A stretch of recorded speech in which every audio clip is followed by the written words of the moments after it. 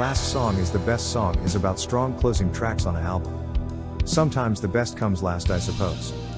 I will not be using a picker wheel, so the bands I select will be personal choice or recommendations. I will comb through their catalogs and find an album or two with a song that finishes the album off in fine fashion. The band I chose is one of the bands that got me into music in 1979. I had heard one of their albums and became an instant fan, and before I knew it, I had tracked down all of their stuff on vinyl and cassette. So, it makes sense that I choose REO Speedwagon as the first band for this new mini show. REO Speedwagon is one of my favorite bands of all time. They are what you might call a touring band, and today that rings more true than ever, as they have stayed out of the studio and have enjoyed the road life. In 1979, REO Speedwagon released their 8th studio album, titled 9 Lives. This album had a tidy 9 tracks, across its nearly 35-minute running time. It's one of my favorite REO albums. The album ended up going gold in North America but was seen by many as a rushed product after the band came off of the tour for You Can Tune a Piano But You Can't Tune a Fish. It's understandable that the guys were exhausted. At that point they had already essentially made an album per each year of the 70s. 9 Lives also featured background vocals from Tom Kelly, who would contribute from here on out greatly to the band.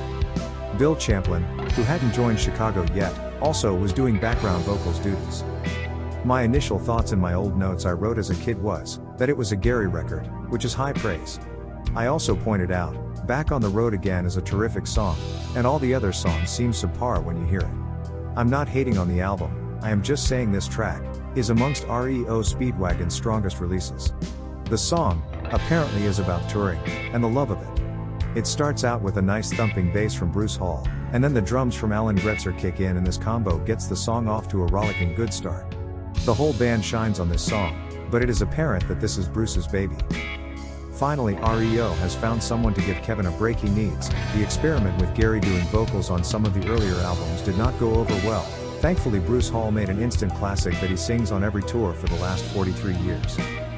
Back on the Road Again never gets old, and unlike the other songs on the album it don't sound as dated.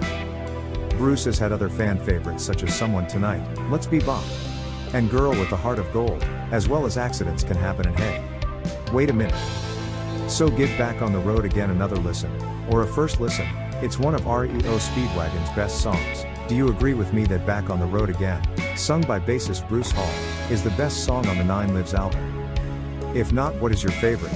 But in my opinion, it's one of the strongest closing tracks of the 70s, and after this album they would finally break through with the next one, High Infidelity.